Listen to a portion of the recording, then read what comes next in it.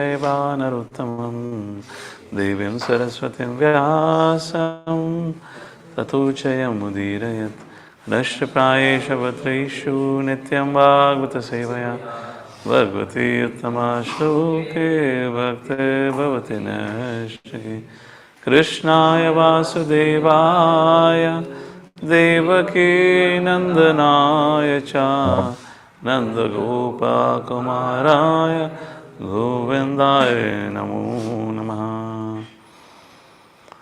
ॐ अज्ञानतिमिरन्दस्य ज्ञानाञ्जनशलाकया चक्षुरुन्मिलितं येन तस्मै श्रीगुरवे नमः। श्रीचैतन्यमनोभीष्टां स्थापितं येन भूतले स्वयं रूपा कदा मह्यं ददाति स्वापदान्तिकं वन्देऽहं श्रीगुरुं श्रीयुतापदकमलं श्रीगुरून् वैष्णवांश्च श्रीरूपां साग्रजातां सहगणा रघुनाथान्वितं तं सजीवं साद्वैतं सावधूतं परिजनासहितं श्रीकृष्णचैतन्यदेवं श्रीराधा कृष्णपादां सहगणा ललिता श्रीविशाखान्वितांश्च नमो विष्णुपादाय कृष्णप्रेष्ठाय भूतले श्रीमते भक्तिवेदान्तस्वामिनिति नामिने नमस्ते सरस्वते देवे गौरवाणी प्रचारिणे निर्विशेषशून्यवादी पाश्चात्यदेशतारिणे नमो महामदन्याय कृष्णप्रेमप्रदायते कृष्णाय कृष्णचैतन्य नामने गौतसे नमः। वंशकल्पतरुभ्यश्च कृपा सिन्धुभ्यैव च पतितानां पावनेभ्यो वैष्णवेभ्यो नमो नमः। हे कृष्ण करुणा सिन्धु दीनबन्धु जगत्पते गोपेश गोपिका कांत राधा कांत नमस्तते तप्त कांचन गौरांगी राधे वृंदावनेश्वरी वृषभानुसुते देवी प्रणमामि हरिप्रिये। जय श्री कृष्ण चैतन्य प्रभु नित्यानंद श्री अद्वैत गदाधर श्रीवासादि गौरभक्तवृंद। हरे Krishna Krishna Krishna Hare Hare Hare Ram Ram Ram Hare Hare.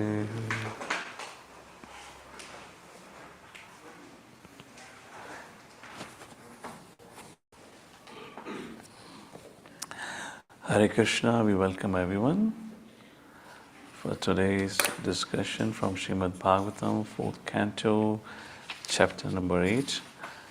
We are now continuing our discussion with the lineage of Swayambhuva Manu. The lineage of three daughters, Akriti, Prasuti, Devati, have been described. And now Maitreya Muni describes the lineage of the two sons of Swayambhuva Manu, Priyavrat Maharaj, Uttanapad. However, he chose to speak about Uttanapad first because Uttanapad was fortunate enough to have one of the best devotees, that is Dhruva Maharaj. And eager to speak about Dhruva Maharaj, Maitreya Muni chose to speak first about Uttanapad.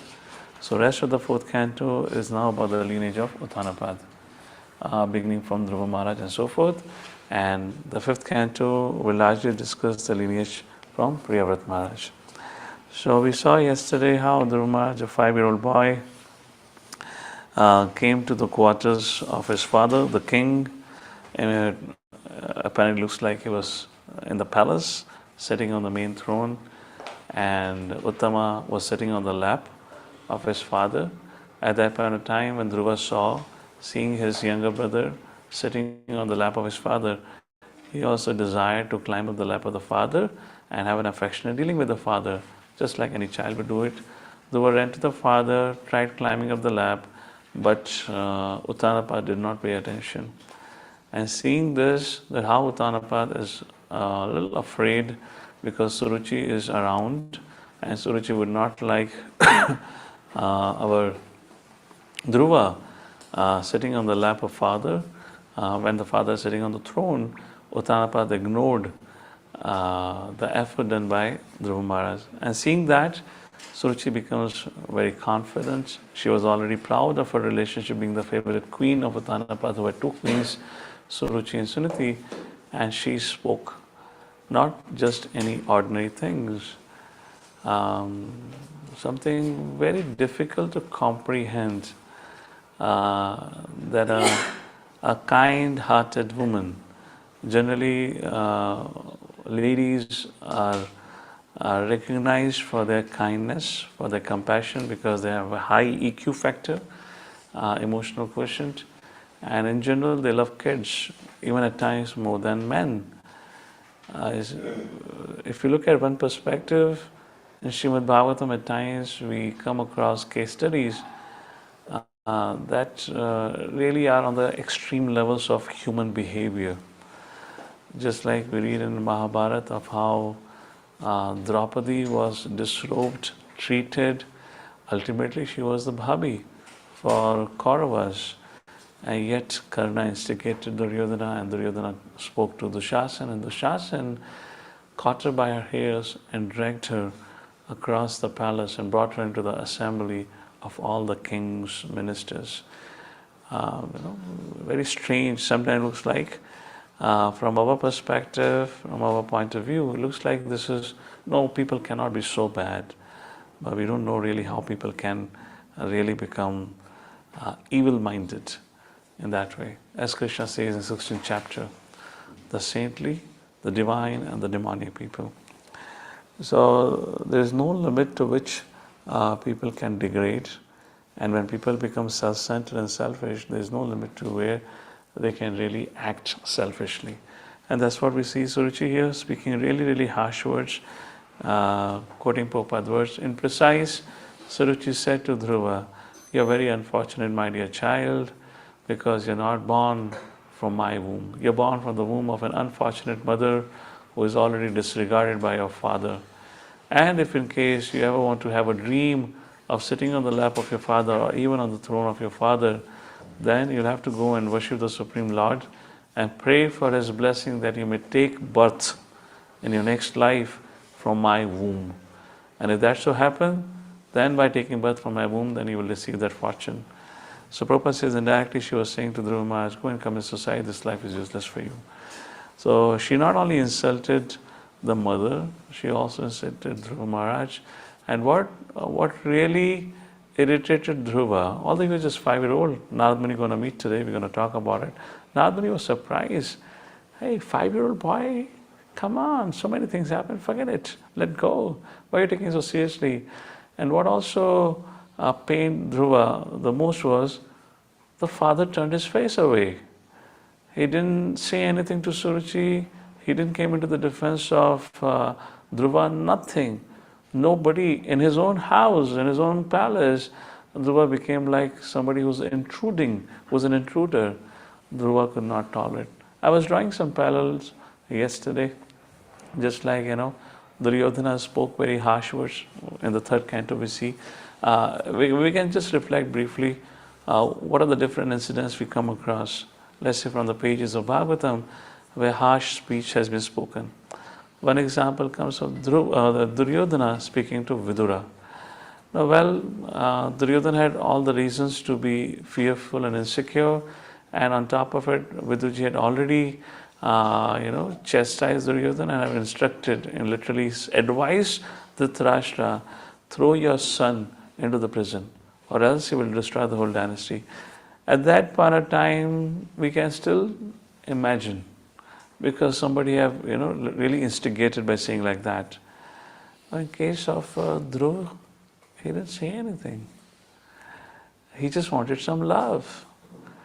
And he just went to his father, and Suruchi spoke such a harsh words. Any other incident comes where the harsh speech have been used like this on Srimad Bhagavatam? Maybe not entirely mentioned Srimad Bhagavatam, but briefly that history is mentioned. One I quoted of Duryodhana speaking to Vidura. There are two things that yesterday were important. One was the birth of Adharma. Maybe sometime in future I'll analyze those things, we'll discuss. And second is about this harsh speech. Anadvega karam vakyam satyam priyam hitam chayat swadhyayana abhyasena chaiva vanmayam tapuchyate. This is called as austerity of speech. Any other? Yes? Yeah, very nice. And this canto only?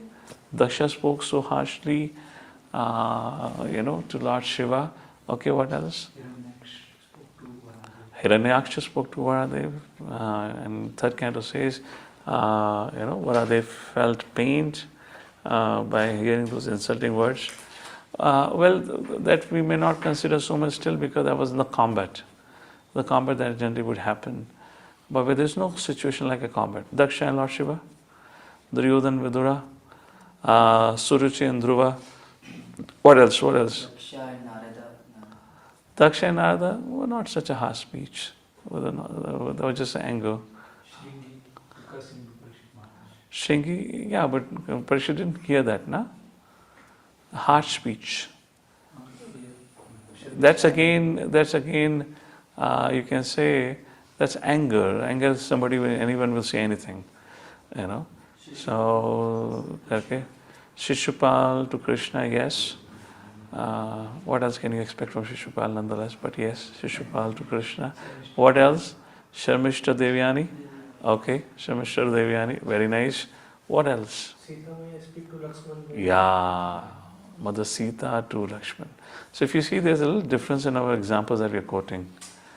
One is the person, just like we were making a point, Suruchi was no ordinary lady. Now, first of all, Uttanapad is no ordinary man. He is a son of Swayambhu Manu. Who is Swayambhu Manu? Not your and my grandfather. He is a son of Brahma. Direct son of Brahma. So what a lineage. And this Brahma we're talking about is a pure devotee of the Lord. Swayambhu Manu is no less than a pure devotee. And Uttanapad is also, if not pure devotee, at least a great devotee of the Lord. So he cannot go and get married to anyone. When all of you are so conscious of getting married to a devotee girl only, how much Uttanapad would be, isn't it? And anyways, in Satyuga, you would not find non-devotees anyways, So she had come from such a cultured background, so cultured that she directed Dhruva to do what? Go and worship Vishnu. No, demons will not say like that. So here the interesting thing is, Suruchi, if you look at all the examples, let's quickly revise the example.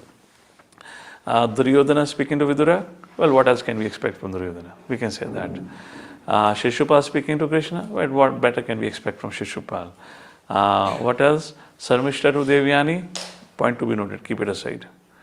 Then we have Daksha to Lord Shiva, well, he was already puffed up and proud, so probably we can't expect much better from him, and he was too much involved into Karma Kanda. So that also cannot be considered. So one harsh speech incident we can keep aside is Sarmishta Devyani, then we have Suruchi to Dhruva, then we have Mother Sita to Lakshmana. Interesting. All the three involving saintly ladies. And that's what Prabhupada talks about in this particular context about the feminine nature. It's not, let me make a point over here. Feminine nature, we are also feminine, Prakriti.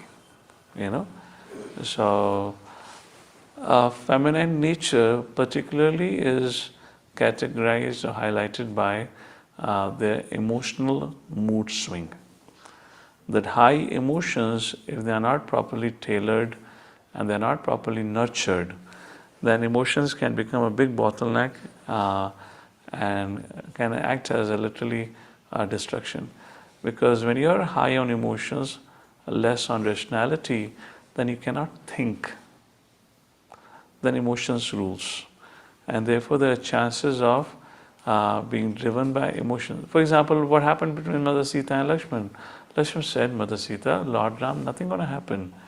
Now just some time ago only, Nasik, the place, when Khardushan and the 14,000 great warriors from the army of Lord Ravana had attacked Sita, Ram, Lakshman, what happened? Ram said, Lakshman, Go and take Sita inside the gufa. I'll take care. So was Mother Sita not aware of the strength of Lord Ram? Just think about it. She saw from her own eyes Lord Ram single-handedly fighting at a 360-degree angle, surrounded by 14,000 Rakshasas, not humans, man-eater Rakshasas. Single-handedly he fought. And here Sita is so worried that Ram had been killed by one demon who have taken a shape of a deer. And because when emotions run high, then rationality goes at the back. And what Mother Sita said, and she said such a kind word to whom? To that Lakshmana who had not even once seen Mother Sita, eyes to eye, who slept literally at that point of time 13.5 years, staying up for protecting Sita and Ram. So Mother Sita, when she would walk in the forest and she would like something nice, she'd say, Lord Ram, look, those flowers are so beautiful. Look, that sapling is so beautiful. Look, that fruits are so beautiful. We'll go and pluck and carry all the weight.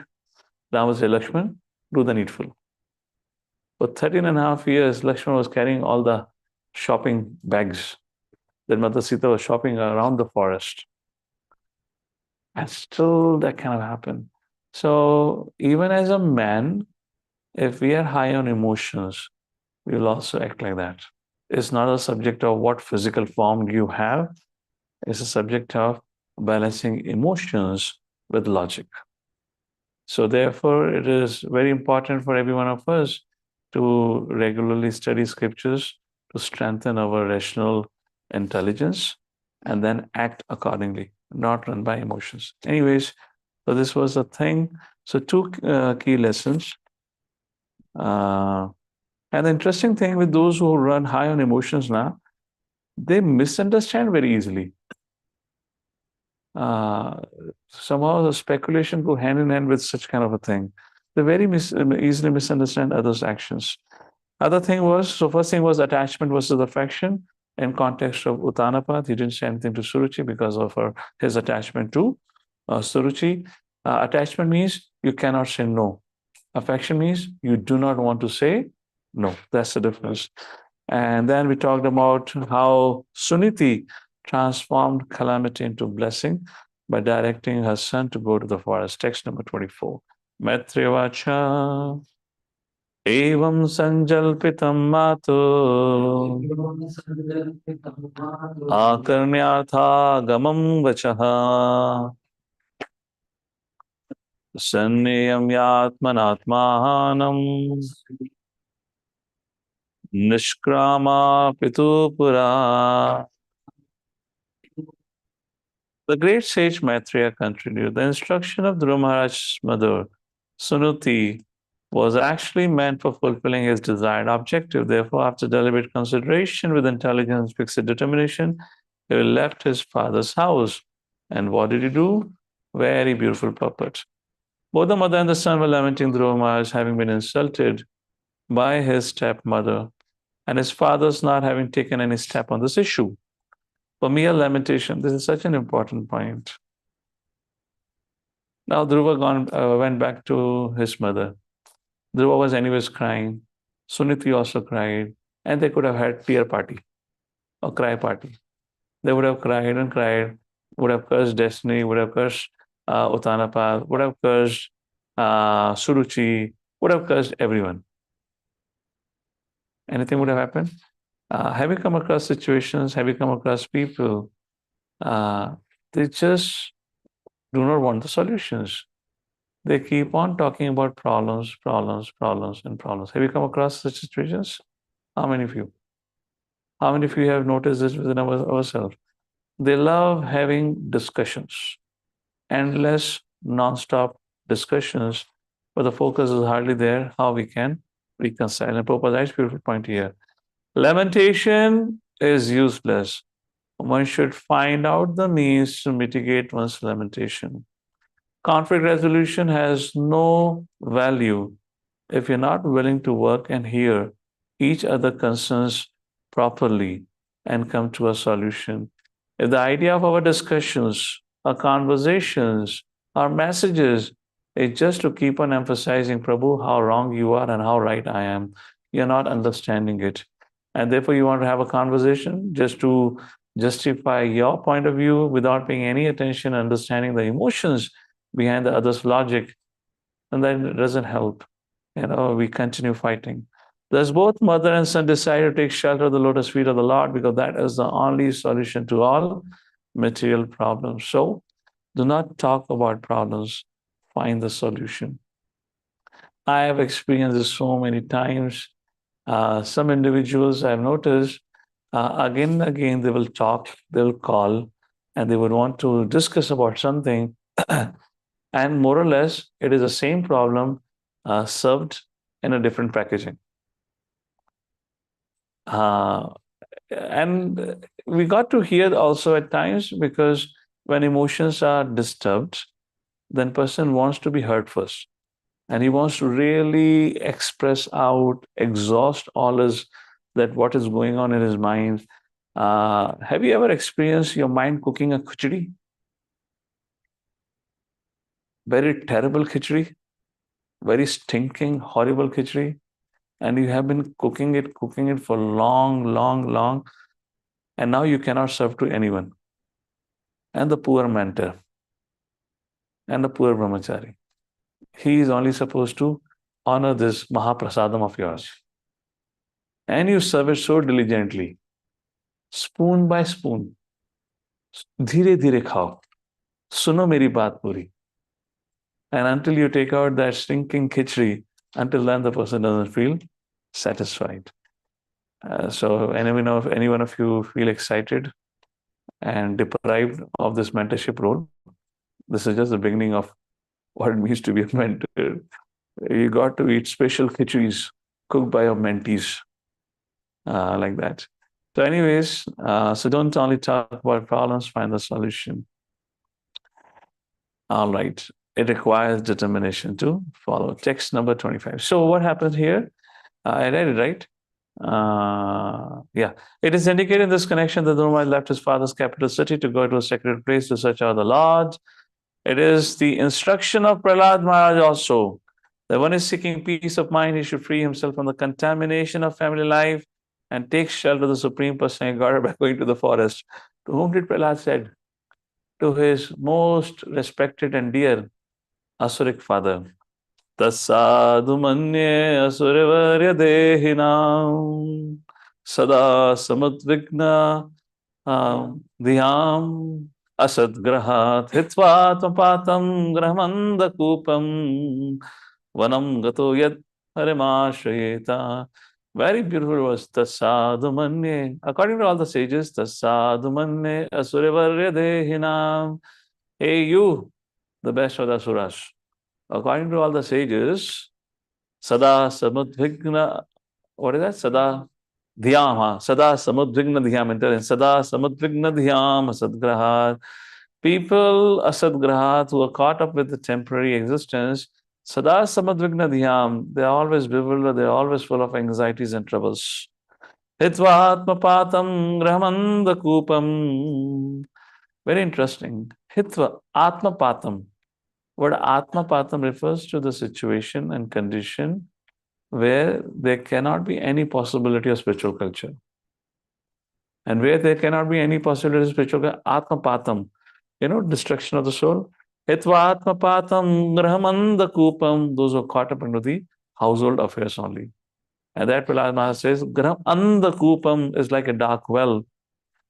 Vanam Gato Yat Harimashagita. Leave everything, go to the forest and take shelter. And Prabhupada in that purport writes, what does it mean by for devotees going to the forest? That refers to going to Vrindavan and Mayapur. That is what means by going to the forest. Text number 25. Naradastat upakarnya gyatva tasya chikrshitam sprashtva murdhani agamena panina praha vismita. The great sage Narada overheard this news. Overheard this news? There was already message was posted on Facebook. maybe a breaking news was breaking somewhere on some news channel. And understanding all the activities of Dhruva Maharaj, he was struck with wonder. He approached Dhruva and touching the boy's head with his all virtuous hand, he spoke follows.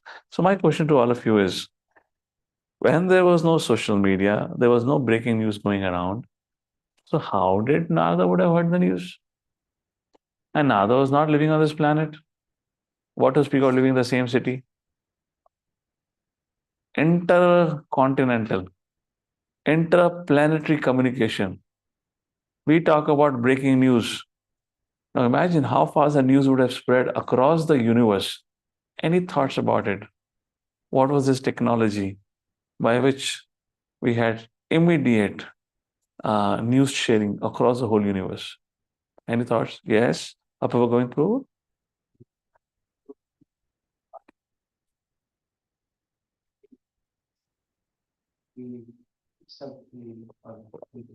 So all of us have our own transmitter and receiver. That is Paramatma Ji.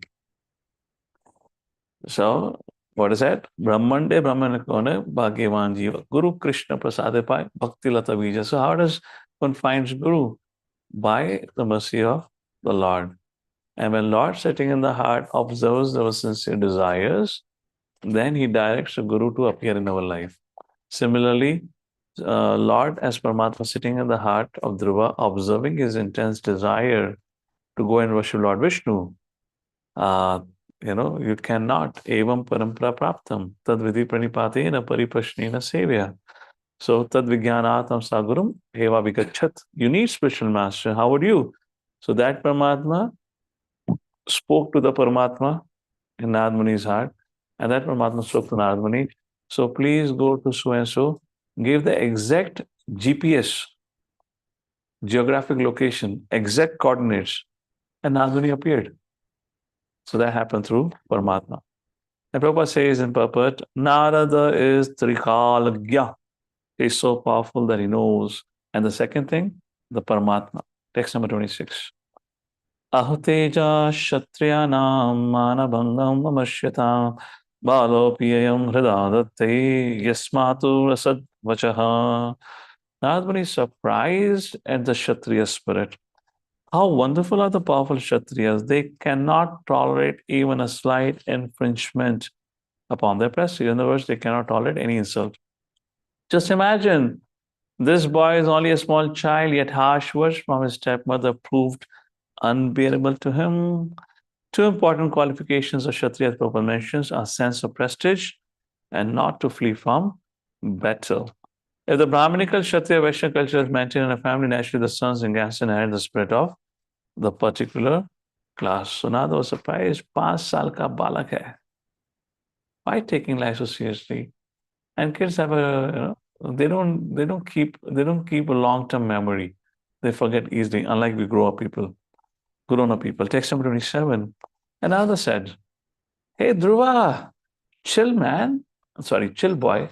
There's not a man yet. Take it easy. Go back and play. This is a time to enjoy life. You're not even qualified to take admission in Gurukul. At least become 7-year-old to go and join Gurukul. You're 5-year-old boy. Why are you taking life so seriously? Don't take your mother's stepmother word so seriously.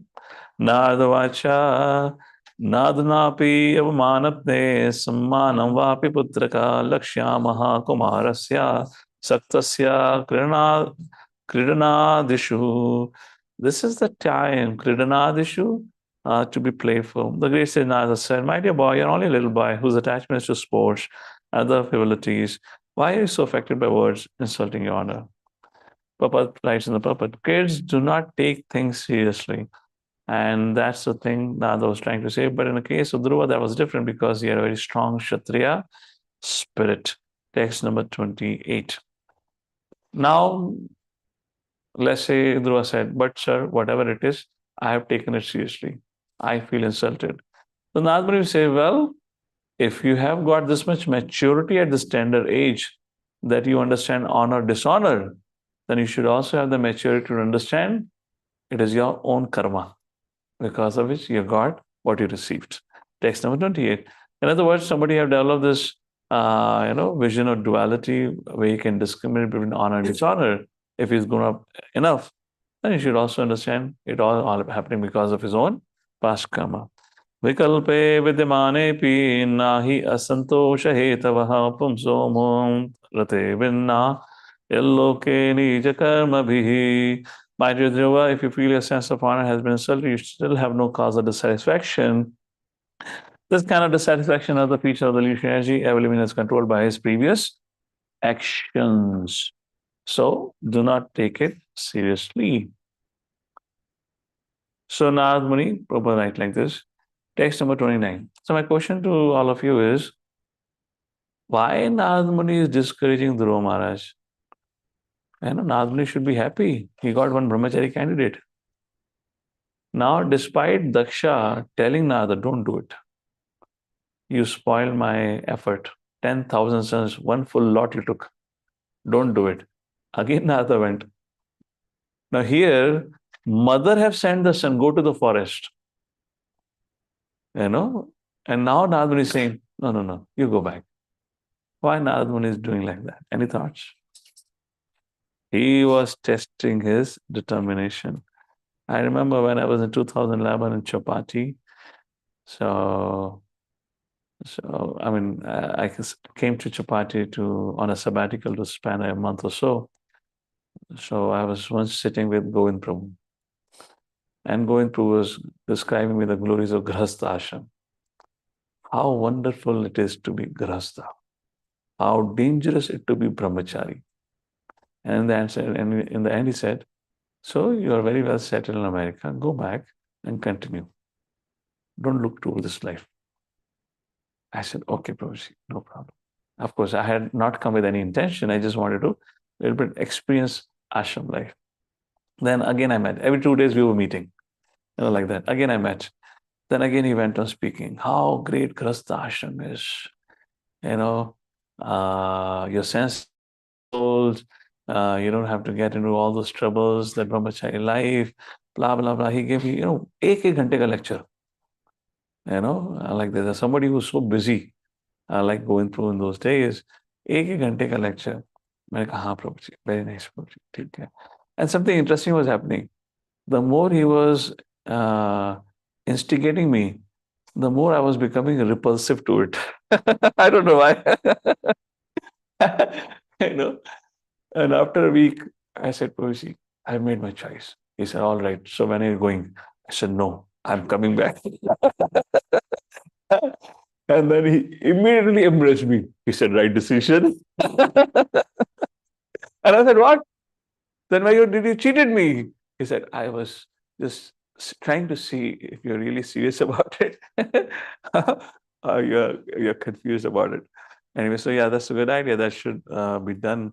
We should not be so eager to push people in brahmachari ashram, and what to say against the will. We should really test and see if they're really genuine about it, because then it will be good for them. Text number 29. परितुष्येत तस्थाता तावन्मातेन पुरुषः दैवोपसादितं यावत् विक्षिश्वरागतं बुधः. The process of the Lord is very wonderful. One is intelligent should accept the process and be satisfied with whatever comes, favorable or unfavorable. Prabhupada writes in the purport, when a devotee is put into distress, he accepts it as God's mercy and offers him repeated obeisances with his body, mind, intelligent. BMI index. An intelligent person, therefore, should be always satisfied depending on the mercy of the Lord. So, text number 30. Atha matropadishtena yogena varutsasi yat prasadam savaipam sam duraradhyo mato mamaha. Now you have decided to undertake the mystic process of meditation just to achieve the mercy. But in my opinion, such austerities are not possible for an ordinary man. Very difficult to satisfy the Supreme Personality of Godhead. So Prabhupada gives the reason why Narad Muni is doing like this. And Narad Muni is doing so that he can see how sincere Dhruva is, or how serious Dhruva is to actually take to the process of bhakti. So he's testing his determination. Text number 31. Now he says, after trying this process for Mr. Yoga, Janmana Bhaunama Ante, Jnanaman Ma Prapadate. Many births and remaining unattached to material contamination. Even then, many Mr. Yogis were unable to find the end of the path of God realization. Dhruva, the journey that you've taken upon is extremely difficult and literally impossible. On top of it, now they say, Dhruva, I'm worried about your well being. You're a 5-year-old boy, you cannot protect yourself. And the forests of those days are not like today. The animals have already fled. Not like that. They're filled with ferocious animals. What speak what? Man eating, not dinosaurs, man eating asuras. Text number 32. So, my suggestion to you is please go back home, back to your mother. For this reason, my dear boy, you should not endeavor for this. It will not be successful. It's better for you to go home. When you're grown up by the mercy of the Lord, you'll get a chance for this mystic performances. At that time, you may execute this function. The purpose is generally people think childhood is meant for enjoying life, youth is meant for enjoying the company of young girls, and when he becomes old at the time of death, then he might try to execute devotional service or a mystic yoga process. But this conclusion not for devotees are actually serious like that. Text number 33. Yasya yadaiva vihitam satena sukha dukkhayo atmanam toshayan dehi tamasa param rachyati. Be equipoised. One should try to keep himself satisfied in any condition of life, whether distress or happiness, which is offered by the supreme will. A person who endures in this way is able to cross over the darkness of nescience very easily. Beautiful puppet. Bhagavat describes the real face of material happiness. He gives 5 beautiful points in the puppet. First point, material existence means sukha and dukkha arising from pious and impious activities. Second, as long as one is engaged in any kind of activity other than bhakti, it will always produce duality, sukha, dukkha. Third, when we try to enjoy the so-called sukha, it is to be understood that we are diminishing the resultant actions of our pious activities. Fourth, we're exhausting our account. When we are put into suffering, it is to be understood that we are diminishing the resultant actions of impious activities. Fifth, instead of being attached to the circumstantial sukha and dukkha, if we want to get out of the clutches, then we should simply surrender the Supreme Personality of Godhead. And now comes one of the very famous verses, text number 34, dealing with others. Everyone, Gunadikan Madam Lipsa Anukrosham Gunadamat Maitram Samanad Anvichan Natape Rabibhuyate. Who's sharing the screen? We can increase the size. At least on the mobile, I can't see the text only. Gunadikan Mudam Lipsa Guna Adikan. Guna Adhik. Somebody is greater than you. Guna Adhik has, which means senior. Mudam Lipsa, when you see them, you should become happy. Gunadikan Mudam Lipsa Anukrosham Gunadamat. Guna Adhamat. Adhama, which means one who has less qualities, who is junior to you. Anukrosham, which means give compassion. Maitrim samana anvichan. Anvichan is to desire. Maitrim samana, saman की व्यक्ति में मैत्री का भाव हमें इच्छा रखनी चाहिए. Nata pe rabibhuyate. And like that, if you relate with seniors, equals, and juniors, nata pe rabibhuyate. What kind of tapa? Adhibhatik, adhidevik, adhyatmika klesha will not trouble us. But how we act, Prabhupada says, how we act when we find somebody more qualified than ourselves, we become envious. When we find somebody less qualified, we deride him, insult him. When we find someone equal, we become competitive. Text number 35. Dhruva vacha. So now, Dhruva have peacefully, politely, kindly have heard all what Narad Muni had to say. Now, did Dhruva would agree? They'll say, yes, Narad Muni, I made a mistake. I'm so afraid now what will happen to me, and it's a age for me to enjoy. How many of you have an experience like Narada is discouraging Dhruva Maharaj? We have seen our mind discouraging us. Oh, You're such a young man, and yesterday you slept late, or yesterday you went to office. What is so hurry? There's a long life. Take a chill and chill. Take a relax.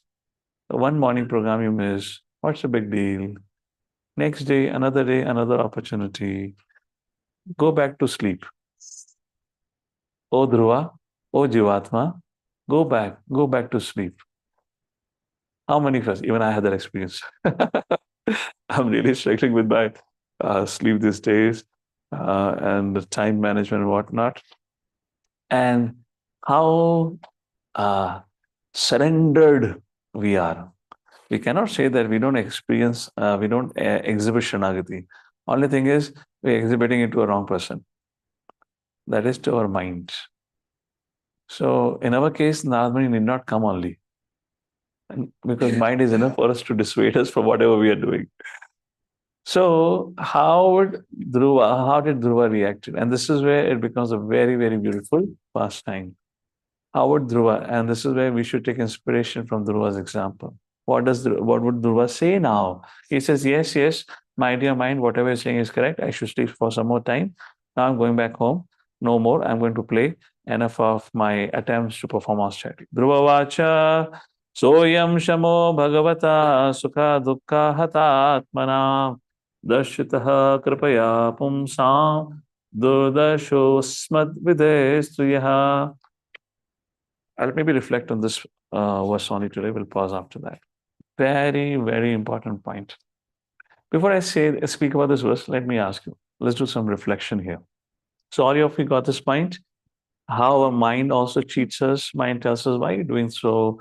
Why you have to study for so long? Why to hear? How many lectures will you hear? Why to chant 17 rounds? 16 rounds is done. Why to have extra round? XYZ reason, why to sleep or wake up early? Why to sleep in the night early, etc. We all have been deceived and cheated like that.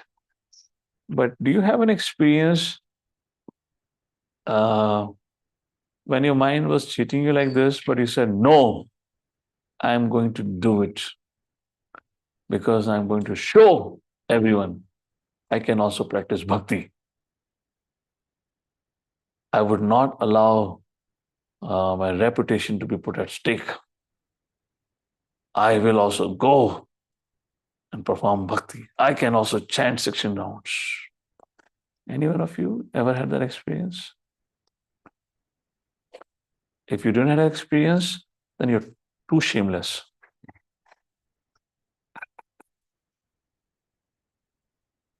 And it doesn't matter to you who says what about you.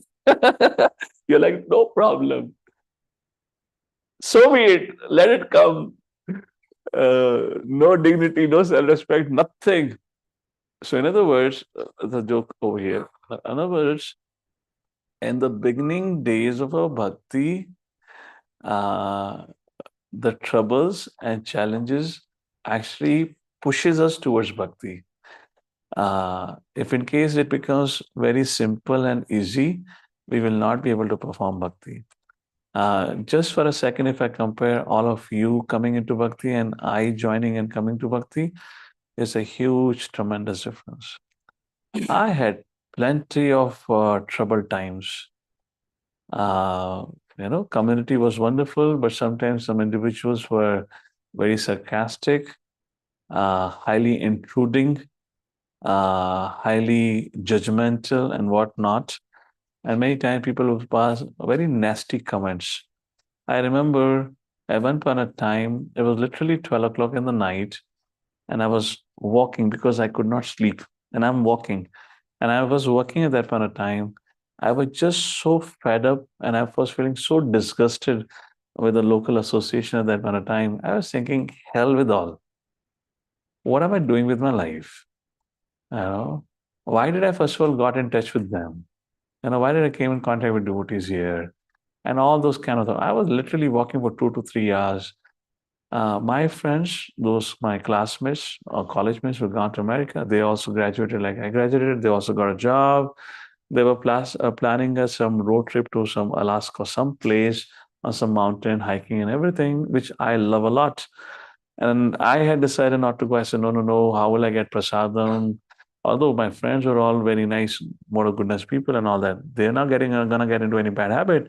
But I was like, if I travel out for 3, 4 days, then how will I get prasadam? So I cannot do it. So I was going through with that, trying to practice. And here I'm having a challenge with certain elements in the community. And I remember that particular night walking and thinking, hell with everything. So my one part was saying, hell with everything. I have money. My pocket is filled with money now. You know, I can do whatever I want to do. I don't have any need for them. And not that earlier, of course, I had earlier because I couldn't relate and identify with the people in America. So I wanted some friends, and that's why I started interacting more closely with the devotees in those days. I was like, now I don't need anything. So my mind was so upset, so upset. And it was constantly pushing me. You book your ticket immediately, you book your flight ticket immediately, your friends are going, go with them. You have not traveled all this well since you've come to America. You're really trying to live a very restricted life. But the moment I went, on the second day, I got a copy of Bhagavad Gita. Oh, it was the third day. The only trip I went to America, only time I traveled in America out was that too with a Christian group. For 7 days, I heard Christian sermons morning and evening. That too, Washington, D.C. Very restricted, very religious travel I had. I had not gone to America anywhere. Anytime I have traveled, if even if that was for my business trip, I have lived only in the house of a devotee. I did not even check in a hotel. Once I checked in a hotel, there was a 7-star hotel in Miami. After that, I took a vow. Never ever I'm staying in a hotel. So I lived a very restricted life. So, and on top of it, all these kind of things were happening. And I was like, no, no, no, no. And my mind was split in two half. And the other side was saying, Baba, this is about your life. This is your connection with the Lord. Why are you sacrificing? Because somebody else is saying something about this and that. And then after that, 2, 3 hours of walk, and then I finally said, well, this is my life. This is my decision. Maybe there are certain bad apples, because certain bad apples, it does not speak about the whole movement, about the whole community, whatever it is, I'm going to practice bhakti. And I can tell you such incidents in my life, it was not at all easy. It was very challenging in America to practice. There was nobody who I can go and speak to. Even I was connected to ISKCON, the temple was just a few houses away. I still had to cook. It's not that because I joined ISKCON because I'll get hot or prasadam there. Nothing was there. Every morning, afternoon, evening, I had to prepare. You cannot speak to people there much. And people had such a judgmental viewpoint and whatnot, so many things. However, these situations made me stronger, because then you revolt. When people push you against the wall, then you revolt. Oh, really? They're saying like this? I will do it. So, this is a point I was recently sharing from Akrura pastime as a beautiful past lesson. Akrura, he was criticized, he was doubted by the followers of Kamsa. Hey, ये तो यदु वंशी विष्णु का सखा है. We cannot trust him. And he was doubted and criticized by all the Yadus and Vanshis because they ran away and he stayed behind. But all 11 plus years, literally for 12 years, Kamsa rule began before Krishna appeared. So Krishna went at the end of 10 years, 11 months. But he was witnessing for more than 12 years. And what a troubled life he had to live it. He all did all that just to gain the confidence of Kamsa. And finally, Kamsa chose Akrura. He was thinking, whom do I send? Narmani went and told Kamsa. The idea is, if you want to save yourself, the best course of action, rather you go and attack at Vrindavan with your army, because it looks like the environment, the circumstances favoring Krishna. So there are chances you might get killed.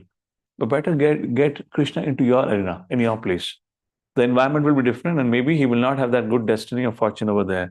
So Kamsa said, yes, very good thought, very good thought. Now Kamsa began to think, whom do I send?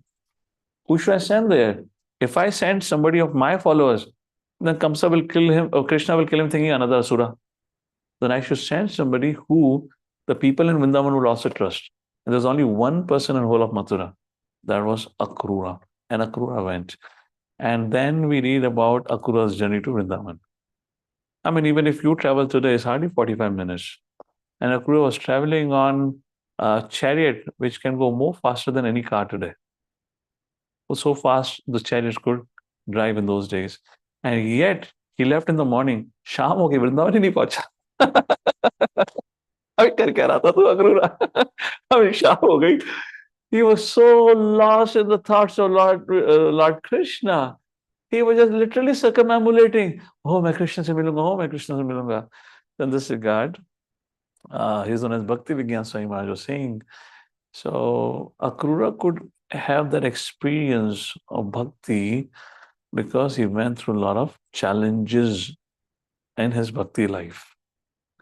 So in the beginning, formative years of Krishna consciousness, when you come across challenges, when you come across interpersonal conflicts with each other as a peer-to-peer conflict and whatnot, please have faith and have hope. Things going to turn. The weather going to change tomorrow for you, and it'll help you become a better devotee. If everything is smooth, if everything is going in a very lazy, laid-back way, comfortable, happy friendship, nice prasadam, no problem, you cannot do bhakti. You'll remain a lukewarm. So, like this, from where did I start? Sudhruva Maharaj here will now say, no, sir, I'm going to do it. Are, why are you going to do it? I'm telling you, Narad Muni is telling you. The world's guru, the best guru is telling you, go and play. Sudhruva says, no, whatever you say, I'm going to do it because I'm deeply hurt. So sometimes this kind of a little punishment, little correction, hurt feeling can also inspire us in the path of bhakti. And Dhruva says, sir, I'm hurt. I cannot let it go. And I would not settle down unless I have attained a kingdom greater than my great grandfather. That is, even greater than Brahmaji. I will not settle down. I want to show my mother Suruchi. I want to show my father Uttanapad. Like that, he says. Please, let's read the translation. Dhruva said, my dear Lord Naradji, for a person whose heart is disturbed by the material conditions of happiness and distress, whatever you have so kindly explained for attainment for peace of mind is certainly a very good instruction. But as far as I am concerned, I am covered by ignorance, and this kind of philosophy does not touch my heart. I know some of you might think, Are, this kind of bhakti will be bhakti practice in ignorance, na? Bhakti out of revenge, not having proper philosophical understanding. But the beauty of bhakti is it does not matter what you bring in. Bhakti is self-purificatory. If you practice bhakti, you will get purified. So, yena tena prakarena, by hook and crook, somehow or other, we need to practice bhakti. And in the beginning days, such kind of situations, you can see, if I look back now, I'm just so grateful for each and every devotee. Maybe at that point of time, I might have found faults with them. Just to historically speak about them, I may call them opinionated, judgmental, and whatnot. I might have felt a little upset or offended. But I can say, if I look back now, I would say I'm so grateful for each one of them. And they're the best of the devotees. It was just my own karmic reaction I was receiving. And it was a way of Krishna to push me out of my laziness, to make me alert. You can still survive in India. In America, every movement is suicidal. Every look here and there can be so deadly and so dangerous. And that too when you are kind of a brahmachari. I mean, single, And that too when you're picking up bhakti there, which means you already come from a conditioned nature. Your heart is filled with all kind of lower propensities. And now you're trying to pick up bhakti. It can be very, very difficult. If somebody have experienced life, it's a different thing. But one who have not experienced life in terms of fulfillment of those base desires, now the environment is serving you that opportunity. Fulfill all those desires. Now to say no, not easy. Not easy. So only thing is, you can only do it when you're kicked harder. Then only you say no. Otherwise, no amount of philosophy. I mean, because I'm speaking a little bit of America, how many times I would have experienced Ajamil Kand? You understand what I'm saying? I'm not saying I underwent Ajamil situation. I didn't go through. But what happened with Ajamil? How many times I would have seen it? People are shameless there. They call it as affection. They're, this kind of a thing. How many times? And I remember every time we used to go, particularly when I have heard Ajamil thing, I used to always think, "Arey, ye to Ajamil kissa ho raha hai, Ajamil kissa." Oh, it was so difficult in that way. So now, if I look back at it, I'm so grateful to what all happened. If I would not have felt insulted, those kind of situations would not have happened. I would not have, become agitated. I would not have become determined to do and practice bhakti, and I would not be here where I am today here. So that is how Narad Muni is trying to explain this. Nonetheless, we'll pause here. Uh, Sorry, I got distracted. So let's take a look at the purport and we'll pause here.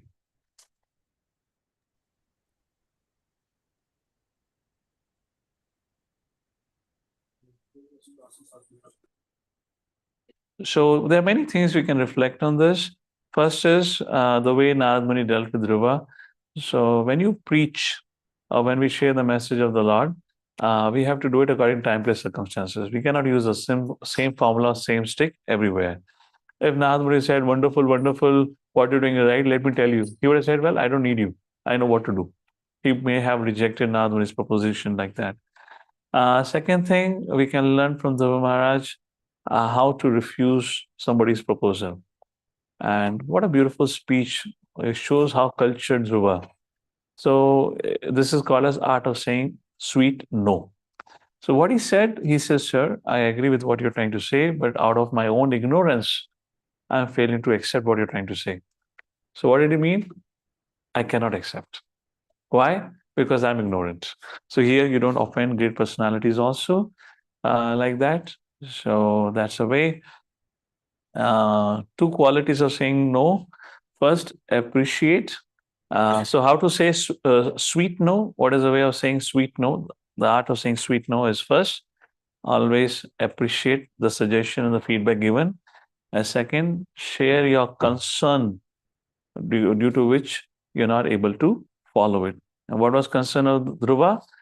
This kind of philosophy does not touch my heart. I'm covered with ignorance. And he glorified, you have expertly explained, you're a great personality like that. So Prabhupada says in the purport, it does not matter, akama sarva kamova moksha kamadhariti tivrena bhakti yogena yajite se purusham param. It doesn't matter you have desire or no desire. Although Dhruva's heart was full of material desire, somebody may raise the question, "Oh, how can Narad Muni inspire Dhruva to perform bhakti when his heart was full of desire?" We hear about bhakti's definition as anya abhilashita shunyam, free from all desires. But similarly, Bhagavatam says, akama sarva kamo. It does not matter. You have desire or no desire. Everyone should be inspired and encouraged to practice bhakti. All right. So with that, we'll pause here. That was a highlight from the puppet. And we'll take this. Tomorrow is Friday. So tomorrow will be the last class of this month. And this is a very big chapter. We'll try to see, I will try to really complete this chapter so that, we don't have to come back and refer from middle. So, okay. Actually, all the austerities are described. All right. So we'll try to complete tomorrow this chapter. So when we meet in February, then we'll read from chapter 9, like that. So we'll pause here. Thank you for your all kind attention. Jagat Guru Srila Prabhupada Ki Jai. Anyone has any reflections, comments on anything that we discussed today? Yes, Neeraj Prabhu, can you please close? Yeah. Somebody give him the mic. Can our sound team check out that device which Deepak Prabhu have got it? आप उसको check करके देखो. Yeah. You don't have to stand up to speak. Yes, sir. I, sir. May I speak, sir? Can I stand, sir? None of you can connect on your mobile or what? Take my mobile here then. You can use my mobile. ले जाओ. So you said if we have three kind of relation like senior, equal, and junior, Gunadikan Madam Lipsat. then Anukosham Gunadamat, yes. it will move the three modes of like measures that we are getting. So how it function? Like are we getting some kind of strength with this relationship or how it works? So from a senior relationship, you get a good counsel. अब तुम मुझे मत दो यार इसको side ले जाते ना ठीक है from senior relationship if you maintain a healthy relationship you get a good counsel so that keeps you on a right course you know what to do how to do from equals you get your emotional gratification healthy relationship and from juniors you get the satisfaction of doing something for somebody by engaging them properly in Christian service so you're satisfied you're happy and when you're satisfied and happy if there are some turbulences or inconveniences, you don't mind undergoing that because you're happy, you're satisfied. You have a trustworthy, you have somebody who cares for you, who's always there for you to protect you. So that gives a sense of security. You have friends with whom you can sit and talk wholeheartedly, and then you have somebody to whom you can share. So like that, not so this verse also defines a triangle of life. I believe I would have spoken about it before. So if you wish, you can draw a triangle. So this verse defines natapa abhibhuyate. So what it means, so it is called as triangle of life. So we need three things in our life to be really successful and to be happy. I'll paraphrase this in a modern language, so maybe it makes sense to you. First, we should experience learning, you know, so to learn. So that comes from senior association. Second is loving relationships. That comes from peers. So to love. And third is to contribute, to give. And that we do with our juniors. This is called as triangle of life. If anything is missing, any of it is missing, we'll have a lot of, our quality of life will go down. So what's the triangle of life? To learn, to love, and to give. And this is this verse. Gunadikan mudam lipsa to learn. Anukrosham gunadamat to give. Samanam maitram anvichan and to have a loving relationship with equals. Nata pa abhibhuyate and you will have a quality of life. All right. Thank you for that question. Sonu. Yes, I don't know this is a boy or a girl. Hare Krishna, Prabhuji. Hare Krishna. Yes, yes, mother. I'm Dr. Swarnasri from Hyderabad, Prabhuji. I have texted you earlier. I have Okay, a yes, mother. 4-month-old grandson.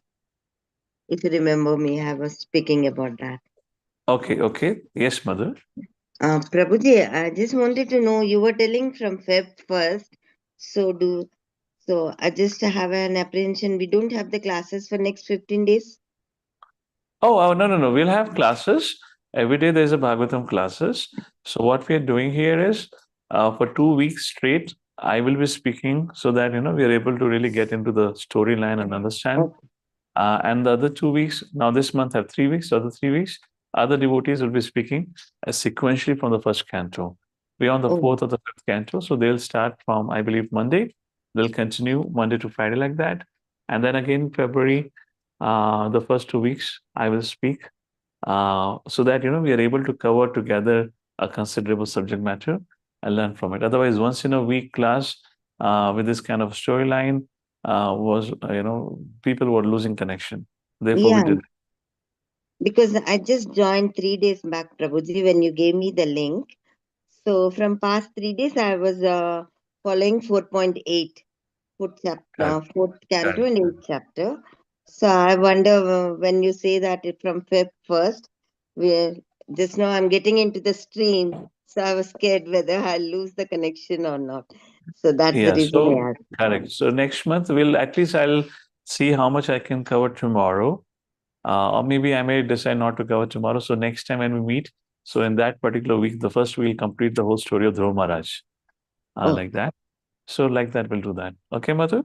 Hare Krishna, Prabhuji. Thank you. Yes, Hare Krishna. Srila Prabhupada ki jai.